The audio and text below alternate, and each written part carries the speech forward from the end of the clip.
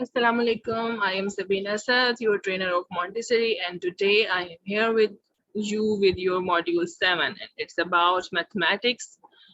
And mathematics, Montessori mathematics is about counting, shapes, and operations, 4 operations.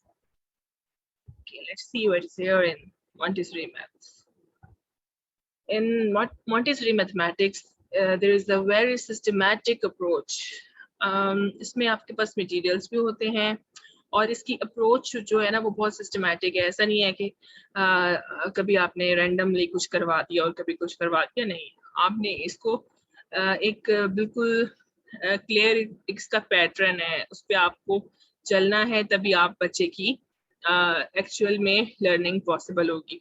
Okay, इसमें materials भी use होते हैं। इसके अलावा आप देखें कि जो मैथमेटिक्स है ये ना सिर्फ ये कि इससे बच्चे की कॉग्निटिव डेवलपमेंट होती है, उसका माइंड डेवलप करता है, बल्कि उसकी सेंसेस भी इसमें इन्वॉल्व होती हैं। जैसे अगर आप सेंस ऑफ टच की बात करें, टैक्टाइल की बात करें, तो बच्चा जो मटेरियल को टच करेगा, अपने हैंड्स के साथ फील करेगा, तो इससे उसकी जो है ना, जैसे फॉर्मेशन कर रहा है नंबर्स की या जो भी मटेरियल्स को टच कर रहा है, उससे टेक्टाइल इंप्रूव हो रही है। फिर सेंस ऑफ साइट में वो कलर्स को देख रहा है, शेप्स को देख रहा है, तो इस तरह उसकी सेंसेस भी इसमें इन्वॉल्व हो रही हैं।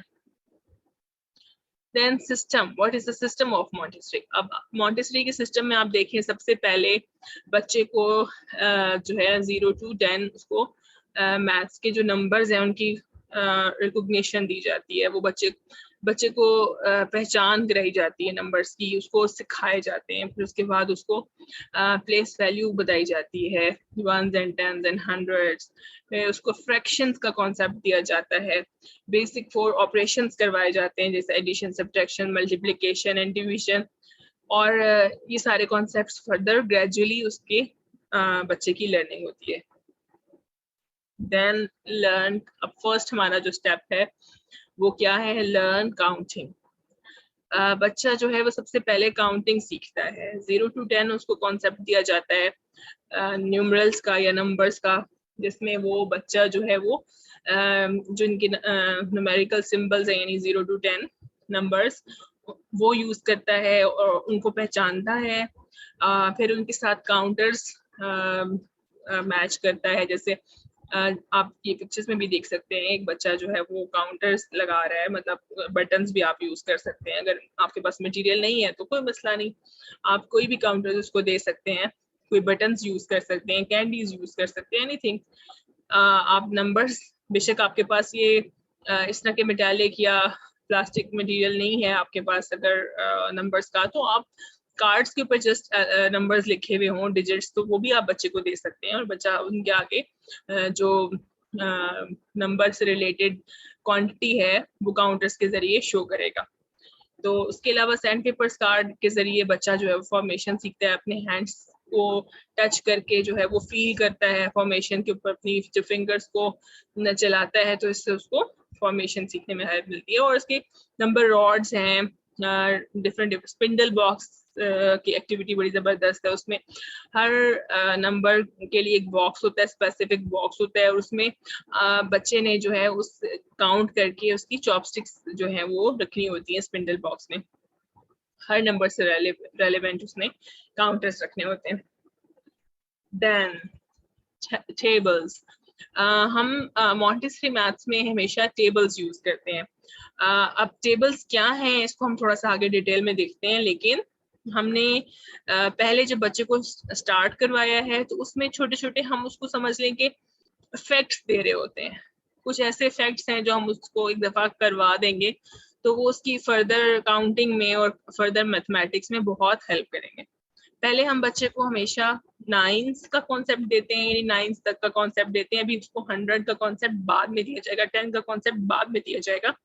पहले उसको हम 9 यूनिट्स, 900s, 9 10s एंड 9000 तक उसको एक कॉन्सेप्ट दे रहे हैं। उसके बाद हम उसको 10, 100, 1000 और इन सब का कॉन्सेप्ट देंगे। ओके, देन 4 ऑपरेशंस कैसे यूज हो रहे हैं इसमें हम ये देखते हैं कि जो बच्चा है वो कैसे नॉलेज अपनी जो है, जो उसने पहले गेन की होती है अकॉर्डिंग टू नंबर्स, उसको नंबर्स का पता चल चुका होता है, उसको नंबर्स के कुछ फैक्ट्स पता चल चुके होते हैं।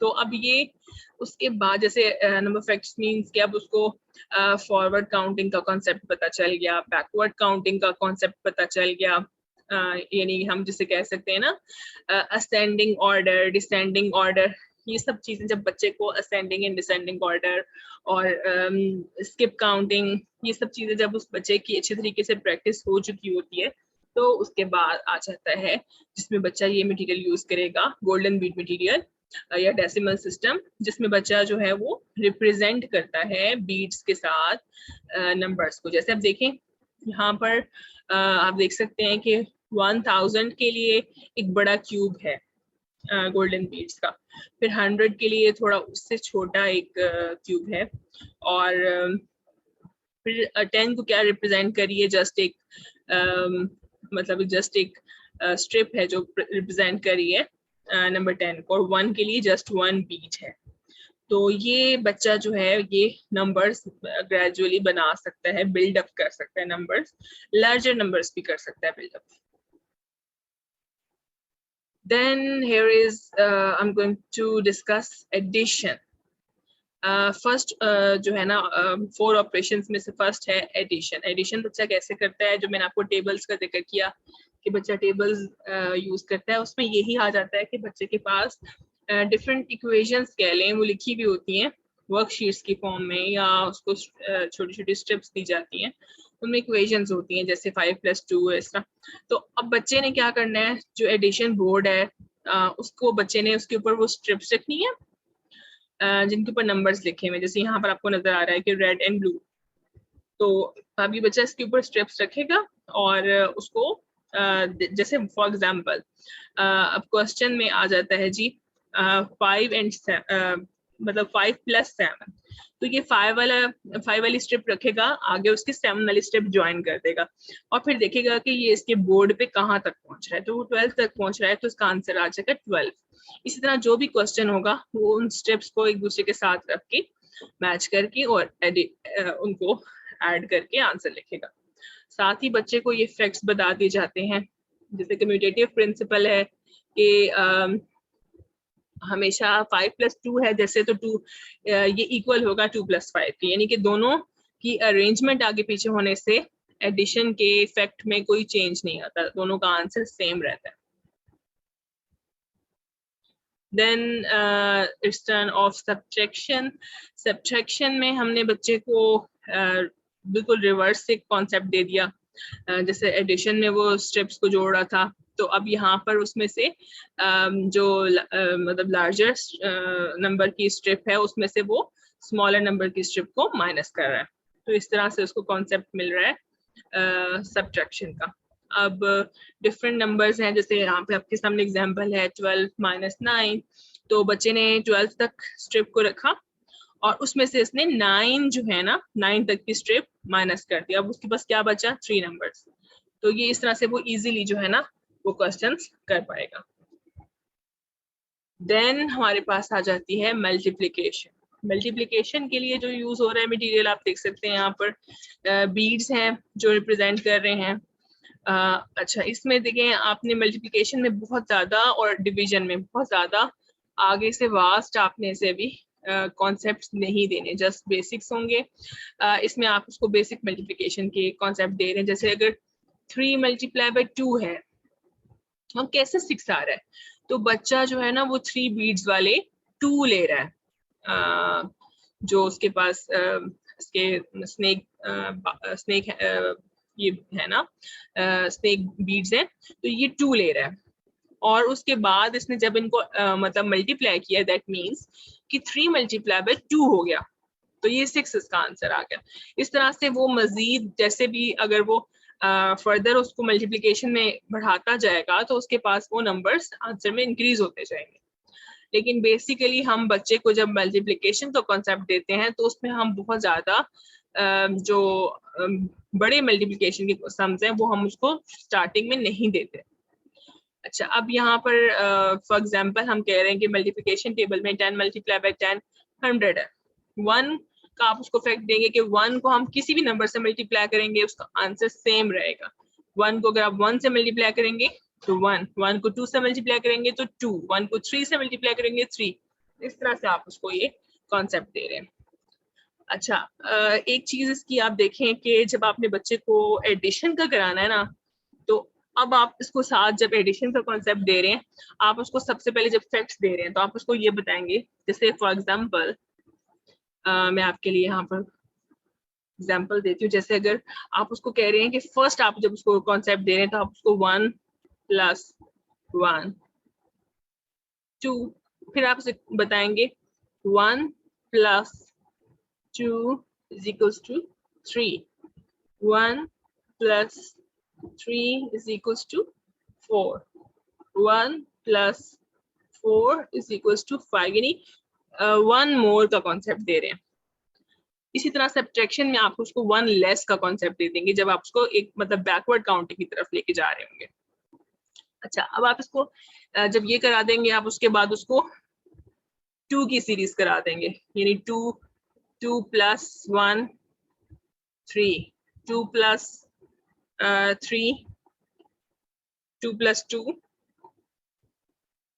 4, 2 + 3, यानी कि 1 2 3 की पूरी सीरीज इसके साथ 2 के साथ चलती जाएगी। 5, इस तरह से आप उसको 2 की एक पूरी सीरीज कराएंगे, फिर 3 प्लस सब करवाएंगे। इस तरह से आप बच्चे को बहुत सारे जो है ना वो एडिशन के क्वेश्चंस के थ्रू प्रैक्टिस करवा देंगे।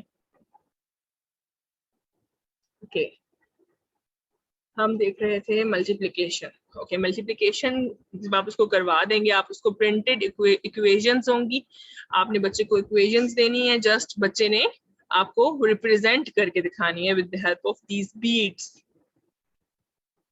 देन डिवीजन का कॉन्सेप्ट देने के लिए डिवीजन बोर्ड यूज किया जाता है। इसमें स्किटल्स होते हैं, जो स्किटल्स हैं वो रिप्रेजेंट करते हैं टोटल नंबर को। फिर आप उसको इस तरह से अरेंज करते हैं जैसे कि आपको इक्वेशन कोई भी गिवन हो और उसको आपने अरेंज करना है ऐसे जैसे वो डिवीजन में हो रहा हो। जैसे फॉर एग्जांपल मैं आपको एक डिवीजन का क्वेश्चन देती हूँ।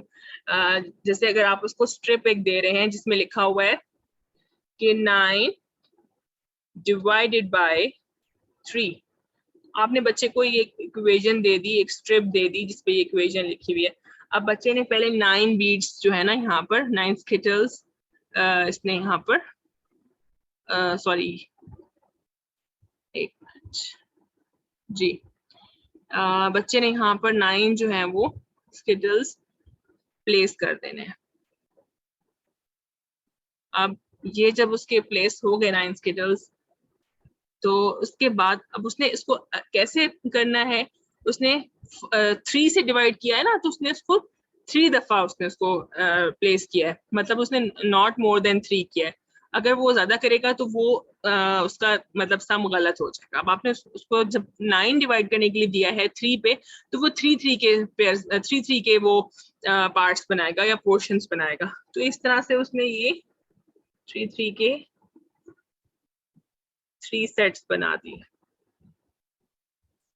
और ये जो सेट्स बन गए हैं ये कितने हैं 3, दैट मीन्स कि इसका आंसर आ रहा है 3। इसी तरह से ये और भी, लेकिन डिवीजन में बच्चे को ऐसे क्वेश्चन दिए जाते हैं जो कि बच्चा वाकई में सच में डिवाइड कर सके। मतलब आपने ऐसे नहीं देने अभी उसको नंबर्स कि जैसे अब यहाँ पर फॉर एग्जांपल आपके पास ये डिवीजन के सम्स बने हुए हैं, तो अब आप इसमें 3 को वो 2 पे कैसे डिवाइड कर सकता है, या 3 को 3 पे तो डिवाइड कर सकता है, लेकिन 3 को वो 2 पे डिवाइड नहीं कर सकता इस टाइम पर, उसको कुछ टाइम लगेगा ये सीखने में। तो अभी आपने उसको ऐसे इक्वेशंस देने हैं जिसको वो इजीली मैनेज कर सके या वो उनको इजीली यहाँ पर डिस्प्ले कर सके। ओके, फिर फ्रैक्शंस का कॉन्सेप्ट दिया जाता है। फ्रैक्शन के कॉन्सेप्ट में आप बच्चे को डिफरेंट पोर्शंस बनवाते हैं। एक जैसे होल है, पूरा होल हो गया 1, फिर होल का हाफ हो गया 1/2, फिर होल के 4 पीसेस कर दें, अगर 1 के 4 पीसेस कर दिए तो ये 1/4, यानी आप उसको एक फ्रैक्शंस का भी कॉन्सेप्ट दे रहे हैं। इसके लिए आप मॉन्टेसरी मटेरियल भी यूज कर सकते हैं। आप जस्ट उसको एक पेपर के सर्कल्स के थ्रू भी आप उसको ये डिस्प्ले कर सकते हैं। आप उसको पिज्जा फ्रैक्शन सिखा सकते हैं। मतलब इसके सो मैनी आइडियाज हैं जो आप यूज कर सकते हैं अपनी क्लासरूम में। ओके देन शेप्स का कॉन्सेप्ट आ जाता है इसमें। हमारे पास 2D शेप्स हैं जो कि 2 डायमेंशनल शेप्स होती हैं, जैसे स्क्वायर, रेक्टेंगल, सर्कल, जो सिर्फ सामने से आपको नजर आ रही होती हैं। और फिर 3D शेप्स हैं जैसे कि क्यूब, क्यूबॉइड, सिलेंडर, कोन, स्फीयर, ये सब शेप्स आ जाएंगी। पिरामिड, ये सब 3D शेप्स हैं जिसको बच्चा 3 डायमेंशन से देख सकता है, आगे पीछे से भी देख रहा है, ऊपर से भी देख रहा है। तो ये 3 डायमेंशनल शेप्स हैं।